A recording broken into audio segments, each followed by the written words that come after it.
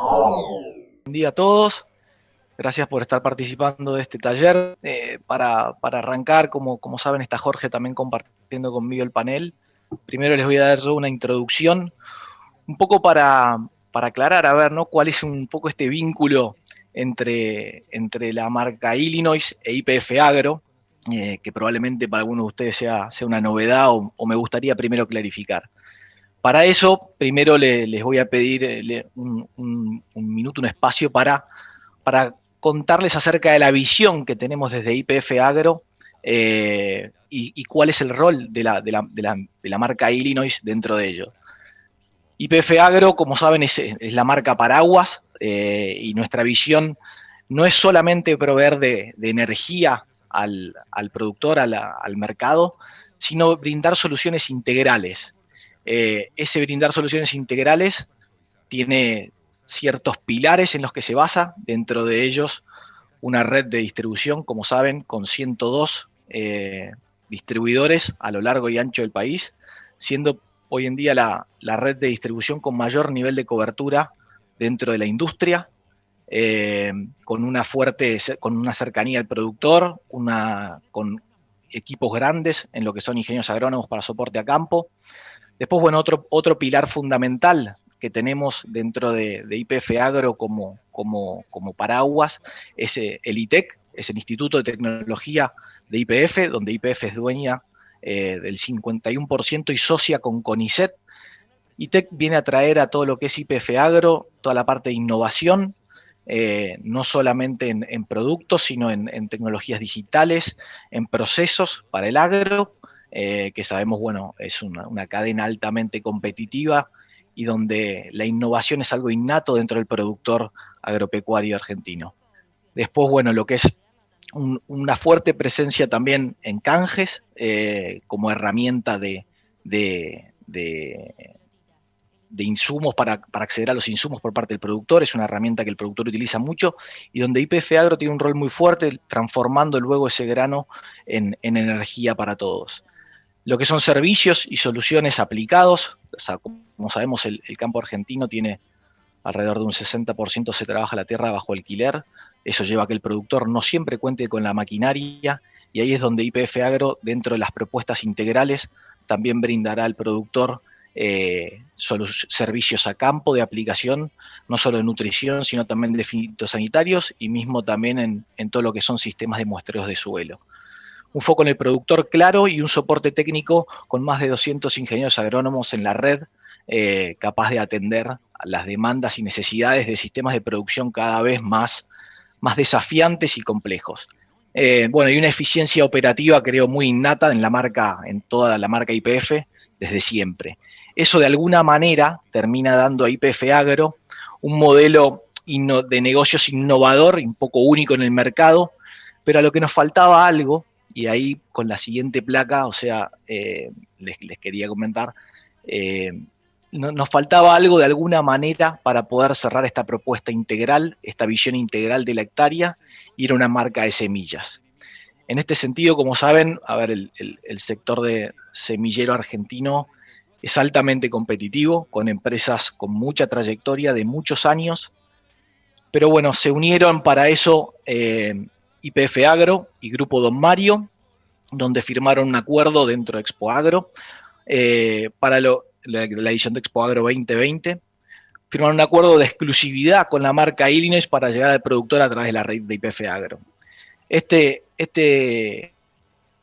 La firma de este acuerdo tiene un enfoque colaborativo de alguna manera entre las empresas, entendiendo que difícilmente, a futuro tengas una empresa capaz de liderar en todos los eslabones de la cadena productiva y buscando entonces así las sinergias y las potencias, los puntos más altos de cada empresa. Se destacan en Don Mario, obviamente, todo lo que es el germoplasma, con programas de mejoramiento de muchos años, robustos en tamaño, en regiones, un acceso a la biotecnología independiente, o sea, de todas las empresas que proveen de biotecnología al mercado, y bueno, una trayectoria en el mercado de semillas también, no solo en Argentina, sino también ya en regiones como bueno, Brasil, Estados Unidos, mercados grandes, con Don Mario, con el grupo Don Mario muy presente con sus distintas marcas.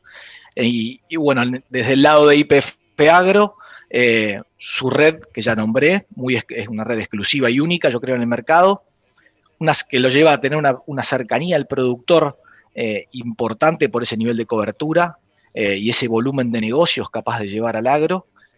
Y bueno, por sus soluciones, esta visión que tenemos nueva de soluciones integrales, que de alguna manera se cierran con todo lo que es la semilla, que en definitiva, la semilla, como está escrito en la placa, termina siendo el vehículo de alguna manera sobre la que se terminan aplicando todo lo que son las tecnologías de producto y servicios para, bueno, lograr mediante el fruto de un mayor rendimiento, lograr la satisfacción de los clientes. O sea, la vivencia del productor en todo lo que es el cultivo y ser el vehículo de alguna manera en la que podamos insertar toda esta paleta ya sea de productos, de nutrición, de protección, de tratamiento de semillas o servicios para facilitar al productor, es lo que de alguna manera cierra esta integralidad y esta visión integral que tiene YPF Agro.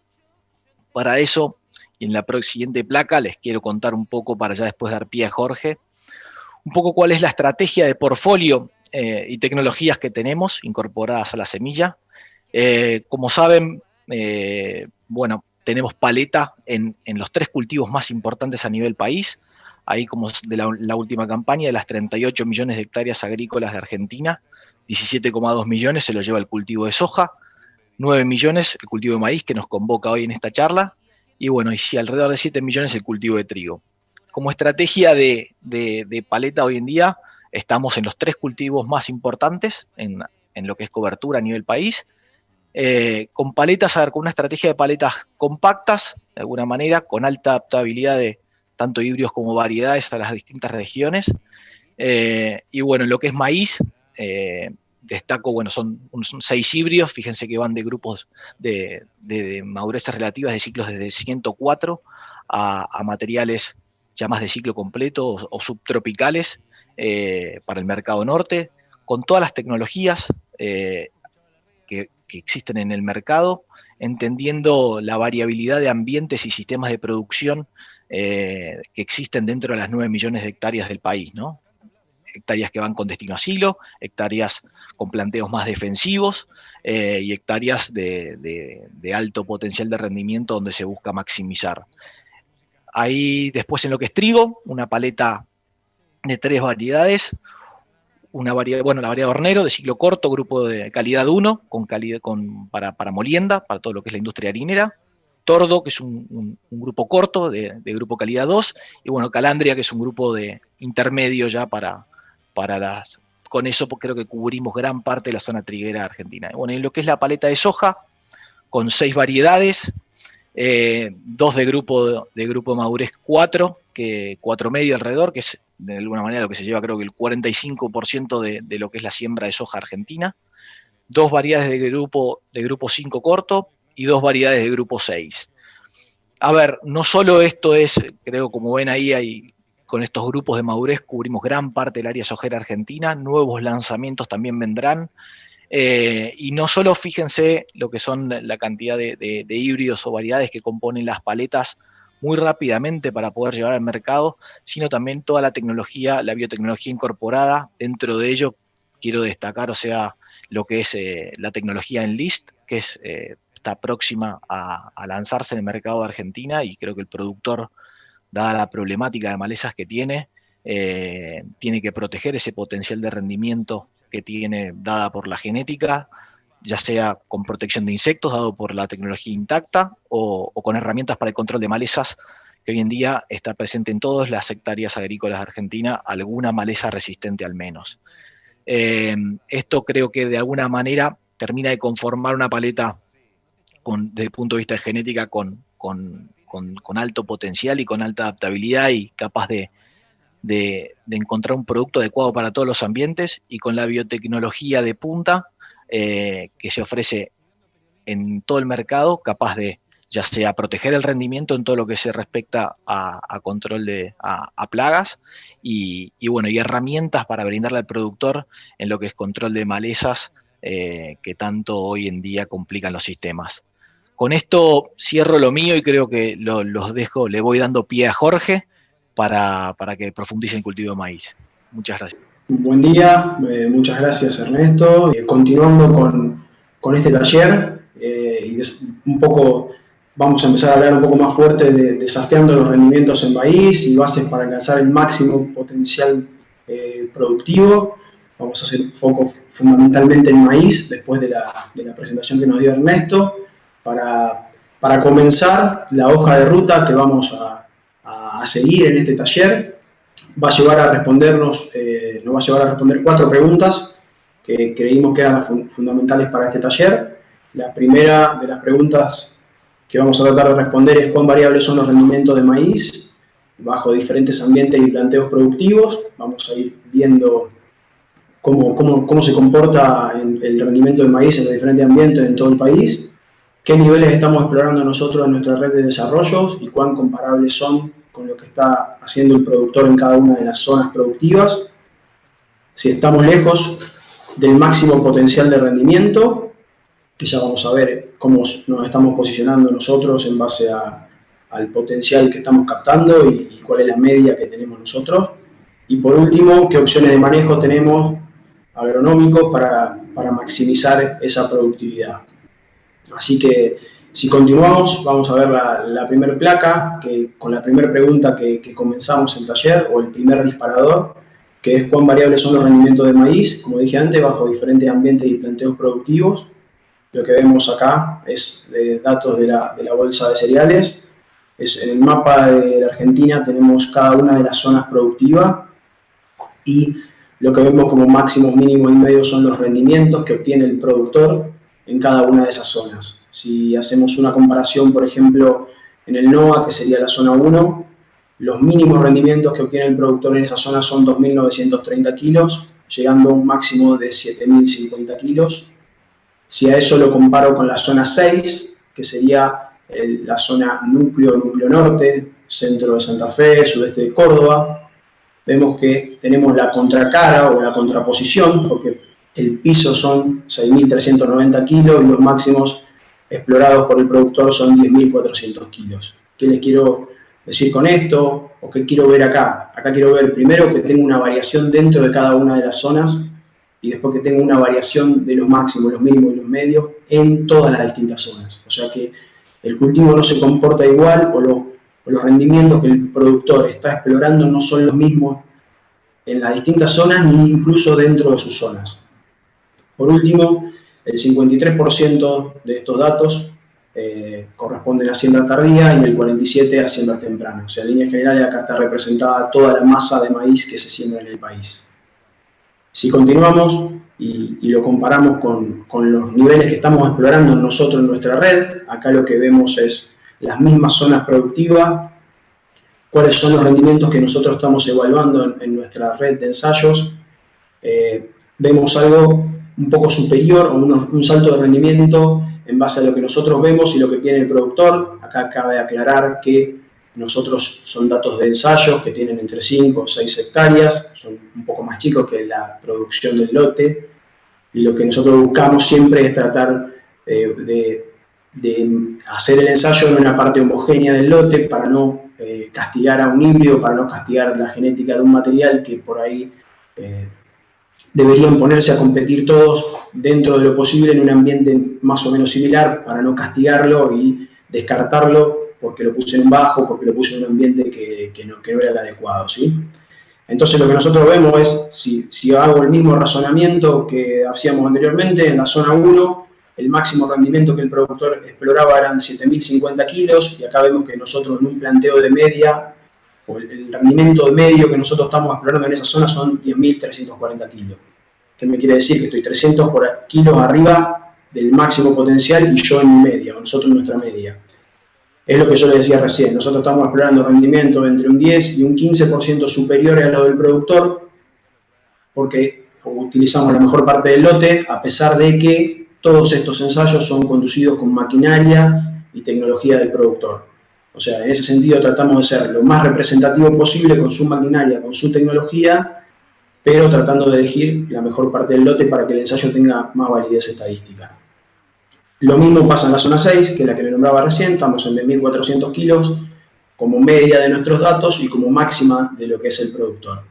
¿De dónde salen todos estos datos? Como podemos ver en el mapa que está a la derecha, tenemos todos esos puntitos, son localidades donde hacemos ensayos comparativos de rendimiento y ensayos de manejo de cada uno de nuestros híbridos, y todo esto está conformado por 8.600 datos, o sea que la masa es bastante representativa de datos.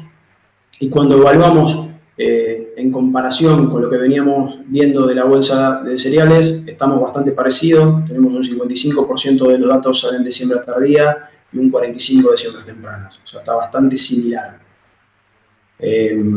Si continuamos en la que sigue, podemos ver otra de las preguntas es si estamos alcanzando los potenciales de maíz o qué lejos estamos del potencial del cultivo.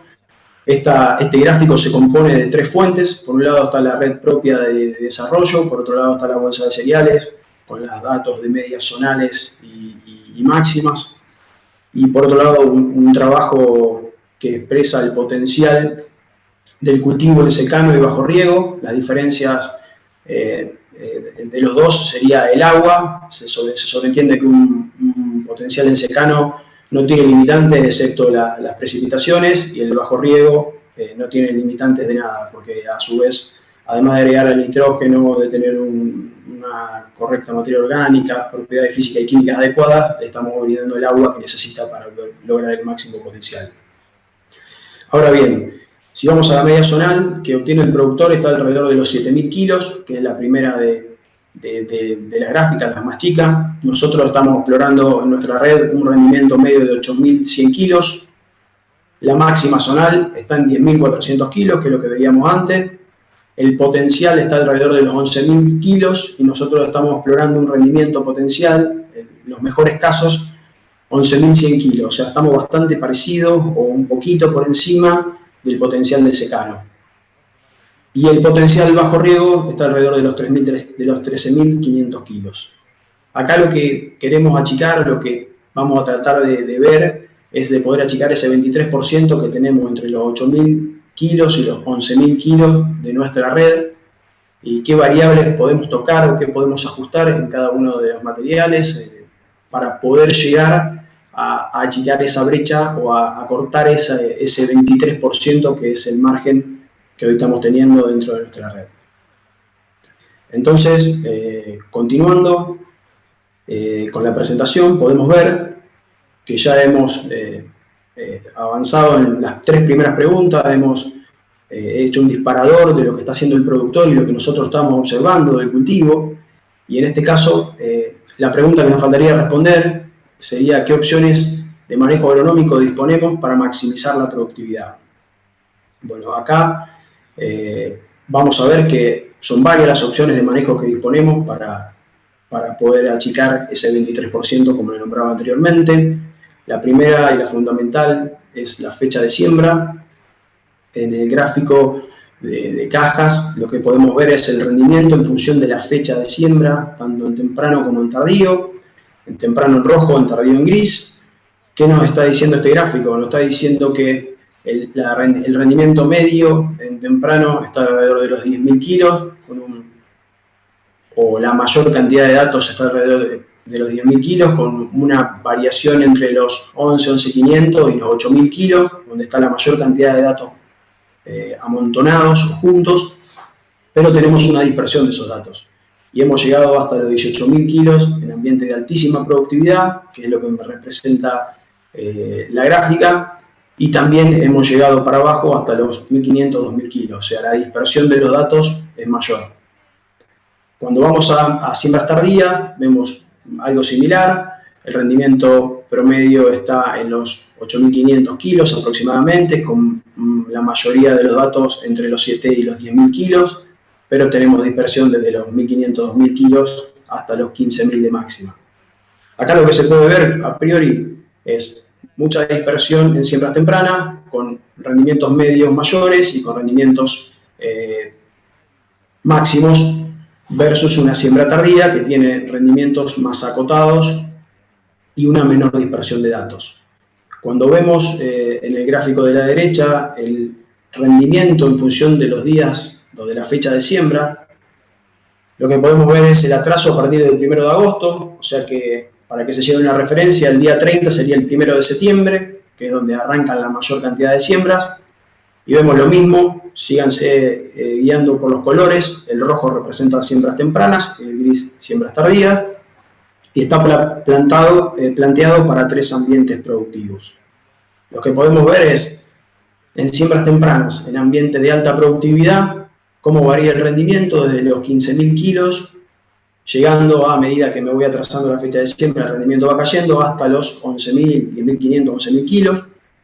Vemos que no tenemos una gran variación hasta el 15 de octubre, que sería aproximadamente hasta el día 75 de la gráfica, y que de ahí para abajo empezamos a tener pérdida de rendimiento. Algo similar ocurre en ambiente de baja productividad, que es la otra gráfica punteada de color blanco, donde vemos que estamos alrededor de los 5.500 kilos, y a medida que atraso fecha de siembra o que me voy a siembras tardías, empiezo a caer. Similar a lo que veíamos antes, en siembras tempranas no tan marcado, en siembras tardías, a medida que me alejo de diciembre y me voy posicionando hacia enero o a febrero, van cayendo los rendimientos. Y cuando veo la gráfica punteada negra, que es la del medio, veo que en líneas generales la media de rendimiento se mantiene mucho más constante a nivel general. En siembras tempranas es bastante pareja y en siembras tardías sí va cayendo hacia diciembre o hacia enero, pero en líneas generales no es tan marcado como lo vemos en ambientes de alta productividad y en ambientes de baja productividad. O sea que la época de siembra determina rangos de productividad mínima y máxima del cultivo y los riesgos de producción. Esos son los riesgos que adopta el productor cuando decide sembrar en determinada fecha de siembra en base a dónde esté posicionado y demás. Cabe aclarar acá que hay muchos más factores que deciden la fecha de siembra. Sin ir más lejos, en esta campaña estamos pasando una sequía bastante extrema, o sea que tenemos que tratar de ahora esperar las próximas lluvias para las siembras tempranas, ver la temperatura del suelo, estamos teniendo heladas bastante fuertes, incluso hasta no hace muy poco. Entonces son todos parámetros que tenemos que tener en cuenta, ya que no tiene sentido, porque estamos en fecha a arrancar a sembrar si no tenemos todo en condiciones. La semilla la vamos a exponer a más días debajo de la tierra sin ningún beneficio. Tenemos que ser bastante conscientes de esas cosas. Si continuamos, otra opción de manejo para responder esta pregunta es la genética. Acá lo que vemos es en las diferentes fechas de siembra un índice ambiental en donde evaluamos el rendimiento en el eje Y en función del ambiente explorado en el eje X. Sirve tanto para siembra de fechas tempranas como para tardía la explicación. Y lo que vemos es, en la gráfica roja, de puntos rojos que serían siembras tempranas, vemos una línea negra que representa la media explorada en todos los ambientes. Recuerden que esto viene de 8.600 datos de nuestra red. Y vemos una línea punteada blanca que está un 13% por encima en fecha de siembras tempranas. Cuando vamos a siembras tardías, vemos que estamos un 15% por encima. O sea que la genética me podría cortar esas brechas del 23% que le nombrábamos cuando arrancamos, un 13% en temprano, un 15% en tardío. En Illinois tenemos productos que son superadores a la media que estamos explorando en el mercado, o sea que nos deja tranquilo de que tenemos buena genética para poder aportar ese rendimiento. Si continuamos, vamos a ver el portfolio de nuestros productos. Como dijo Ernesto en la presentación, tenemos un material que es el 550 con 104 días de madurez relativa y que es distinto al resto. Es el producto insignia de Illinois que ha llevado a que se conozca la marca y que ha llevado al semillero a un lugar distinto al del resto por tener un producto diferencial de la mayoría de los semilleros del país. Después tenemos 4 productos de ciclo intermedio, que son el 695mg, 767mgRR, 797 en las versiones BT Triple Pro y RR para el refugio, y el 799 BT Triple Pro como el último de los intermedios.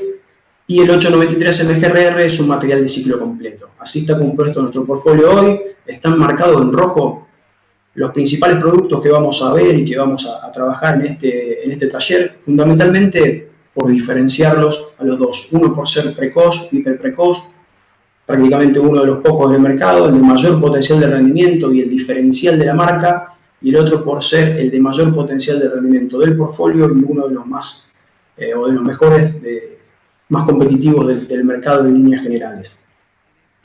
Entonces, si continuamos, vamos a ver el 550, brevemente, el mapa y el posicionamiento de la Argentina. El color más claro representa el área donde mejor se comporta y el color oscuro es hasta dónde podemos llegar con manejo con el híbrido. Recuerden que son 104 días de madurez relativa, excelente estabilidad y buen potencial de rendimiento. Lo podemos utilizar tanto en siembras tempranas como tardías. Si vemos las características agronómicas y el perfil sanitario del material, es una escala del 1 al 5, donde el 1 está a la izquierda y el 5 estaría a la derecha. En el ejemplo de lo que es vuelco y quebrado sería un 1 o sería excelente, por así decirlo. Un comportamiento medio para lo que es green snap y roya, muy bueno para tizón, excelente para bacteriosis y regular para mal de río cuarto. En esa zona endémica hay que manejarlo con fecha de siembra si es que queremos utilizar el material. Como principal virtud del material, nos brinda versatilidad de manejo, por eso lo elegimos al material para mostrárselo. Sepan que es un cultivo que es muy cortito, que lo podemos utilizar hasta en un doble cultivo en una misma campaña. Se hace mucho para picado en siembras tempranas, arrancando en el centro de Santa Fe o en Entre Ríos a partir de fechas de siembra del 20 de agosto, o si se quieren venir más abajo, Marco Juárez, Venado Tuerto o Junín, tranquilamente lo pueden sembrar en septiembre, y si lo quieren picar alrededor del 20 de diciembre, 15-20 de diciembre, va a estar para picado y nos va a permitir ir a un cultivo de soja o volver a un cultivo de maíz para grano. O sea, tiene mucha versatilidad el material. Nos va a permitir ir muy bien de segunda atrás de un trigo, atrás de un garbanzo en el norte de Córdoba o de un girasol en el norte de Santa Fe. Sepan que es un cultivo que me va a permitir diversificar la productividad, que está pensado para eso y que es su fin máximo. Si tengo un lote que se me puede encharcar y necesito salir temprano a cosecha, si necesito salir temprano a cosecha porque voy a un cultivo de una pastura que la necesito implantar temprano, o sea, la principal palabra que define el híbrido es la versatilidad. Y una de las opciones que me permita que el cultivo pueda expresar esa versatilidad es la velocidad de secado. Tiene una destacada velocidad de secado cuando llega a madurez relativa, que es lo que vamos a ver en la gráfica que sigue, donde podemos ver dos fechas de siembra, una de siembra temprana, del 13 de septiembre, en Venado Tuerto, Santa Fe, de la última campaña, donde vemos el Illinois 550 representado por la gráfica roja y el testigo por la grisecita. Estamos llegando, el testigo es un híbrido de referencia, el más sembrado seguramente a nivel del país, como para que se hagan la idea de qué material es. Estamos llegando 25 días antes de la cosecha, que es la diferencia, que es una diferencia grande y fundamental. Lo que medimos acá es desde que llega a madurez fisiológica, alrededor de 30-35% de humedad, hasta que llega a madurez de cosecha en 14,5-15% de humedad. Si me voy a Montecristo, las diferencias se amplían. Si me voy a una siembra en líneas generales a una siembra tardía, las diferencias se amplían entre los mismos materiales, llegando a cosechar 40 días antes. Esto es fundamental porque no dejo el cultivo expuesto a temperaturas, a lluvia, a viento, a nada que me haga perder cantidad y calidad de la materia de los granos que yo voy a cosechar. Entonces, por ese lado es fundamental. Obviamente tengo un rédito económico antes, o sea, la verdad que por donde se lo mire es una gran ventaja de este híbrido. Si continuamos, seguramente vamos a ver el Illinois 799 BT Triple Pro, que era el otro que yo le había nombrado. Lo mismo vemos en el mapa de la Argentina, el color más claro es dónde se comporta mejor y hasta dónde lo estamos probando, midiendo con muy buenos resultados de esta campaña en lo que es Nova Inea. Es un híbrido ya de 122 días de madurez relativa, similar al que hace el productor en líneas generales en su campo, de altísimo peso de mil, de altísimo potencial de rendimiento para explorar altos potenciales de rendimiento, máximos picos, adaptados tanto a siembra temprana como tardía. Cuando veo el perfil agronómico y el perfil sanitario, lo veo entre excelente y muy bueno en todas las aptitudes, o sea que agronómicamente es un híbrido agronómicamente es un muy buen híbrido y es un híbrido de alta productividad en rendimiento. Si vemos número 1 en la campaña 18-19, cuando era un híbrido experimental en varios INTAs, distribuidos en todo el país. Y si vemos la placa que sigue, también lo vamos a ver ganando redes esta última campaña, como la Rizzo, como el INTA Marcos Juárez con 10 sitios, San Antonio de Areco, que hay redes también bien repartidos, porque es Marcos Juárez, Bolívar, es el oeste de la provincia de Buenos Aires y en la zona de San Antonio de Areco, que está más parecido a lo que es la región núcleo. Cuando lo veo comparado contra testigos de referencia de la competencia, el 799 es la gráfica roja, con 11.287 kilos promedio, y lo que veo es la diferencia versus testigos de la competencia, como les decía anteriormente, en el promedio de las dos campañas. El primero que no está nombrado ahí, pero es el Nidera 7761 BT Triple Pro, que le sacó 300 kilos en la última campaña, 600 kilos contra el 7210 de Cal, 657 kilos contra el Tiger 722, 918 kilos contra el Pioneer 1815, 904 kilos contra el Nex 22.6, 1872 contra el Subsen 576 y los 1900 son contra el 5875. Por eso les digo que es un híbrido de altísima productividad, que está comparado contra los mejores de la competencia, y ahí es donde le hago hincapié en el slide anterior, donde decía el salto de rendimiento es de un 13% en temprano versus los mejores híbridos testeados de la competencia en los 8.600 datos que construye la masa de datos tanto para siembras tempranas como para siembras tardías. O sea que la verdad que la genética y la performance de este material en las últimas dos campañas, como experimental y la primera como comercial, que fue la que pasó, es excelente. Si continuamos, podemos ver que para seguir desandando o seguir desarmando la pregunta original, vemos que otra de las variables claves a la hora de maximizar la productividad es la densidad de siembra. Acá volvemos a ver el mapa con datos de la bolsa de cereales y vemos cuán variable es la densidad que utiliza el productor en cada una de las zonas. Vamos a volver a tomar el mismo ejemplo de la zona 1 del NOA, con 39.000 plantas como la mínima y llegando hasta 54.000. Si me voy a la zona 5, que quizás sea una de las más variables, que es el centro norte de Santa Fe, un productor de una siembra temprana pasa de sembrar 48.000 plantas a 77.000, casi que se arrima a la zona núcleo, que es la que menos dispersión de datos tiene por ahí, porque está entre 75 y 80.000 plantas.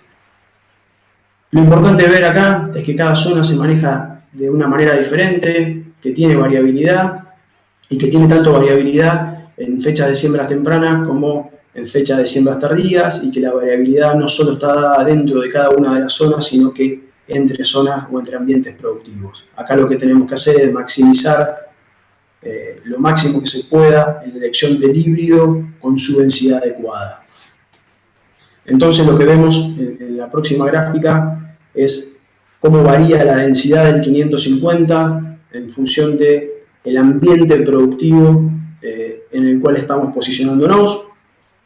Para ambientes de 6.000 kilos estamos alrededor de 64.000 plantas. A medida que el ambiente productivo va siendo mejor, la densidad que requiere el híbrido va aumentando.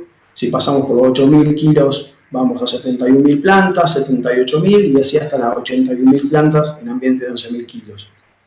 Acá lo que vemos son respuestas agronómicas. Si nosotros a eso le quisiéramos poner un número, o la respuesta económica estaría dada por el cuadro que vemos a la derecha, donde por ahí son un poco menores. O sea que pasaríamos en vez de necesitar 64.000 plantas, 56.000, y el tope sería 73.000 plantas para ambientes de 11.000 kilos. Cuando vamos al 799, que es la que sigue, vemos algo similar, con la diferencia de que este híbrido por ahí tolera un plus de densidad o un poco más de densidad, o se adapta mejor o requiere más cantidad de plantas o construye mejor la curva con más cantidad de plantas logradas a cosecha. Para ambientes de 6.000 kilos necesitamos 72.000 plantas desde la respuesta agronómica hasta casi 10.5 plantas por metro cuadrado como respuesta agronómica. Ahora bien, cuando le ponemos los valores y los llevamos a una respuesta económica, arrancamos de 56.000 plantas, similar a lo que arrancábamos con el 550 para planteo de 6.000 kilos, y llegamos hasta 93.000 plantas por metro cuadrado. Requiere un poquito más de lo que siembra el productor en zona núcleo normalmente, que son 80.000 plantas. O sea, no pecaríamos por dejar alguna planta de más. Si avanzamos, podemos ver la respuesta al nitrógeno. ¿Qué está haciendo el productor primero en cada una de las zonas? Y después vamos a ver qué estamos viendo nosotros. Bueno, acá también es muy variable. Tenemos zonas donde no se aplica nada, tanto en siembra temprana como en siembra tardía, como puede ser la región 2 o 3 en siembra temprana, o partimos de 9 kilos en la región 1, como veíamos, hasta llegar a los 65 kilos. En cambio, cuando venimos a zona núcleo, que sería la región 6 o 7, ya estamos en 104 kilos como máximo de aplicación. O sea, acá lo que vemos es qué está haciendo el productor, tanto en fecha de siembras tempranas como tardía, con la aplicación de nitrógeno.